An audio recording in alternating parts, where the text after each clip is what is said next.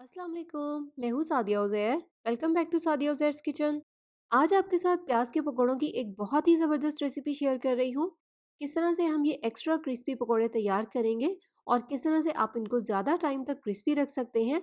इसके लिए बस 2-4 सिंपल सी टिप्स हैं जिनको आपने फॉलो करना है।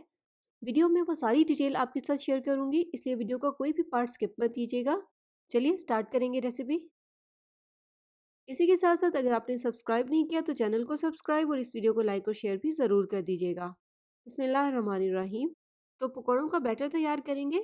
यहाँ पर मैंने 3 बड़े साइज़ के प्याज लिए हैं जिनको इस तरह से बारीक बारीक स्लाइसिस में काट लिया है। यहाँ पर आप इनकी थिकनेस चेक करें, इससे ज़्यादा हमें इसको थिक नहीं रखना वरना आपके पकौड़े क्रिस्पी नहीं बनेंगे, और ना ही इससे ज़्यादा बारीक कटिंग करनी है, ये भी आपने ख्याल करना है।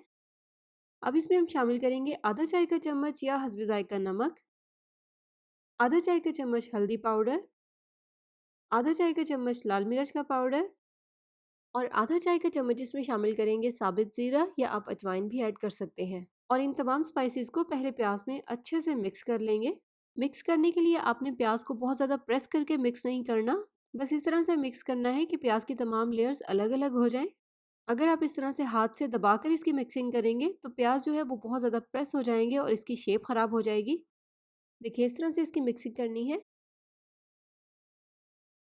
तो यहाँ पर मैंने इसकी अच्छे से मिक्सिंग कर ली है। अब इसको हम 5 से 10 मिनट के लिए इसी तरह से रूम टेम्परेचर पे पड़ा रहने देंगे, ताकि प्याज ने जो भी मॉइस्चर या पानी रिलीज़ करना है वो अच्छी तरह से कर दे। फिर उसके बाद हम इसका बैटर तैयार करेंगे। तो 5 से 10 मिनट तक रेस्ट के बाद आप देखें प्याज थोड़े से सॉफ्ट हो गए हैं। अब इसमें हम ज़रूरत के मुताबिक देखकर बेसन शामिल करेंगे। पहले इस तरह से आधा कप बेसन इसमें डालेंगे और मिक्स करके इसको चेक कर लेंगे। बेसन के साथ ही इसमें 2 चुटकी बेकिंग सोडा भी शामिल कर देंगे। सेम पहले की तरह बेसन को भी आपने प्याज में दबा दबा कर मिक्स नहीं करना, इस तरह से हल्के हाथों से इसकी मिक्सिंग करेंगे। ये देखें प्याज का बैटर थोड़ा सा सख्त है, इसलिए हमें थोड़ा सा पानी इसमें शामिल करने की ज़रूरत है, सिर्फ 1-2 टेबल स्पून के जितना।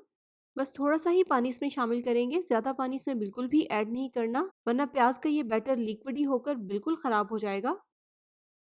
ये देखें बैटर की थिकनेस इस तरह की होनी चाहिए। और इसको तैयार करने के बाद आपने इससे फ़ौरन से पकोड़े तैयार करने हैं। थोड़ी सी देर भी पड़ा रहेगा तो ये पानी छोड़ देगा। अब पकोड़े क्रिस्पी बने तो इसके लिए ज़रूरी है कि आपने इसको हाथ से शेप बिल्कुल भी नहीं देनी। इस तरह से थोड़ा थोड़ा बैटर उठाते जाएंगे और ऑयल में शामिल करते जाएंगे। अगर आप पकोड़ों को इस तरह से गोल करके हाथ से शेप देंगे तो उससे आपके पकोड़े क्रिस्पी नहीं बनेंगे। बस इस तरह से थोड़ा सा बैटर उठाना है और ऑयल में शामिल कर देना है।